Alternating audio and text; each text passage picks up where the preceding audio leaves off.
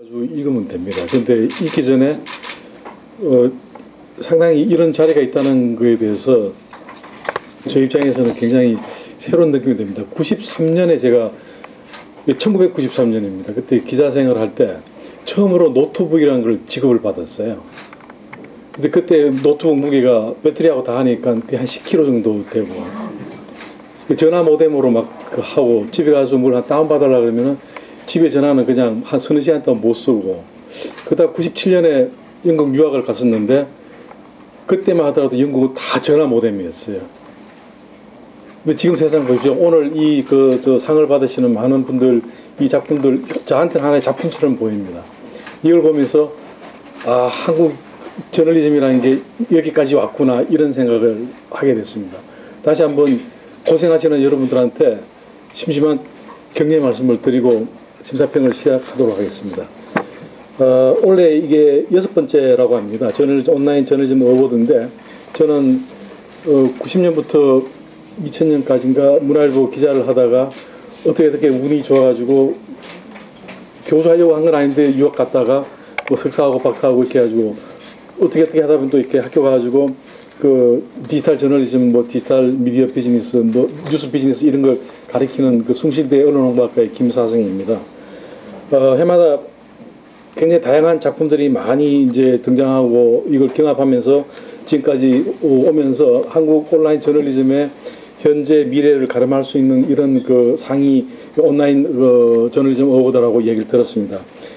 먼저 이 자리에 참석해 주신 수상자 여러분들과 온라인 편집 뉴스 편집 기자협회 최락선 회장님께 감사의 말씀을 드립니다. 이런 자리가 있게끔 해주신 최락선 회장님한테 다시 한번 박수로 그 감사의 말씀 드리고 싶습니다. 이제 간단히 그 심사 총평을 말씀드리도록 하겠습니다. 본선에 총 30편의 작품이 올라왔습니다.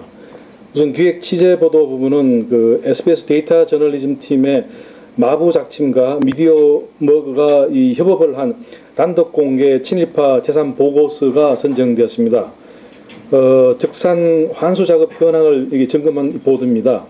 근데 1000여 건이 넘는 이 토지 대장을 아주 낱낱이 분석을 했고 그 분석 결과를 바탕으로 해서 텍스트 그다음에 인터랙티브를 포함해서 다양한 양식을 동원해서 만든 뉴스 프로그램입니다. 그래서 이런 것들을 특집 페이지 그다음에 비디오 머그, 뭐 SBS 뉴스 등 다양한 채널을 통해 가지고 상당한 반영을 일으킨 작품이었습니다.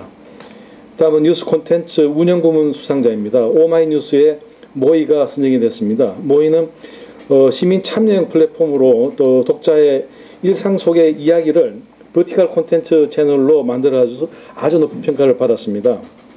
특히 대선 기간 동안에 독자들의 참여가 상당히 높았습니다. 그래서 운영자가 2차 가공을 통해서 새로운 콘텐츠도 만들어내는 이런 노력을 하면서 독자들과의 소통을 끌어냈다는 점에서 높은 평가를 받았습니다. 뉴스 서비스 기획 부분은 연합뉴스의 프리미어리그 뉴스로봇 사커봇이 차지했습니다. 국내에서 이미 이런 뉴스봇은 기개발된 그런 영역입니다만은 지금까지는 단순하게 정치 정보 등 단순 데이터 처리하는 아주 초보적인 수준에서 문장 구성 정도는 구현이 되어 왔습니다. 그러나 이번에 수상을 하게 된 연합뉴스의 사커봇은 이보다 한 발 더 나아가서 자체 개발한 자동 알고리즘으로 데이터를 수집하고 분석한 후에 기사를 작성하는 서비스로 이 분야에서 한 단계 더 앞서 나가는 그런 혁신성을 보여줬다고 평가를 했습니다. 데이터 저널리즘 부분의 수상자는 중앙일보의 데이터 저널리즘 데스크입니다. 이 데이터 저널리즘 데스크에서 우리 안에 그린펠 타워, 서울 고시 불안하다는 내용의 기사가 당선이 됐습니다. 이 프로그램은 지도와 정보를 시각적으로 잘 구성했다는 점을 평가를 했습니다. 스프링클러가 없는 건물에 데이터들을 모아가지고 서울 화재 위험 지도를 만들고 쉽게 전달하기 위해서 3D 모션 그래픽을 활용한 점이 돋보였습니다. 다음은 멀티미디어 저널리즘 부분입니다. 수상자는 경향신문 뉴스 콘텐츠 팀의 최투 부정부패의 짝을 찾아라입니다. 이 뉴스는 박근혜 최순실 게이트에 등장하는 인물들과 사건별 관계를 화투 게임 형식을 빌려서 사건을 이해할 수 있도록 쉽게 표현했습니다. 11단계를 마치면 고득점 순으로 고스톱에서도 우리가 득점이 높으면 점수가 높아지겠죠. 그런 그 고득점 순으로 랭킹도 보여주면서 이용자들이 서로 공유할 수 있도록 하는 아주 독특한 포맷을 개발했습니다. 제가 관심 있게 연구하는 주제 중에 하나인 이 뉴스 게이밍이라는 새로운 포맷을 만들었다, 그렇게 평가를 했습니다. 다음은 UI UX 부문입니다. 수상자는 경향신문의 뉴스 콘텐츠 팀의 박근혜 탄핵 언제는 어떻게 결정했냐는 프로그램입니다. 현재가 박 전 대통령 파면 결정문을 마인드맵 형식으로 일목요연하게 전달한 점이 돋보였습니다. 특히 텍스트를 마인드맵 형식으로 표현한 것은 국내에서 처음 시도되는 것으로 사건 당일 오후 9시에 아주 배포될 정도로 사건에 발빠르게 대응했다는 점이 상당히 인상적이었습니다.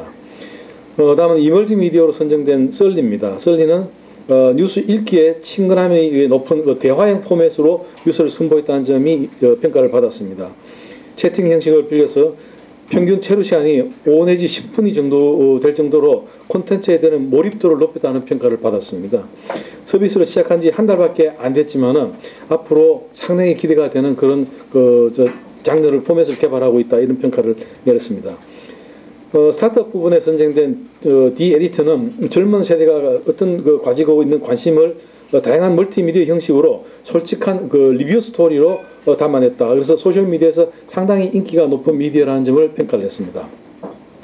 공로상은 전업 정치 블로거인 임병도 씨를 선정했습니다. 필명이 I am 피터입니다. 임병도 씨는 10년 넘게 정치 시사 분야의 이슈를 독특한 시각으로 짚어내는 한편 기성 매체의 한계를 비판하고 또 이들이 못한 대안을 제시하는 등 온라인 저널리즘의 가치를 높였다는 점을 평가를 했습니다.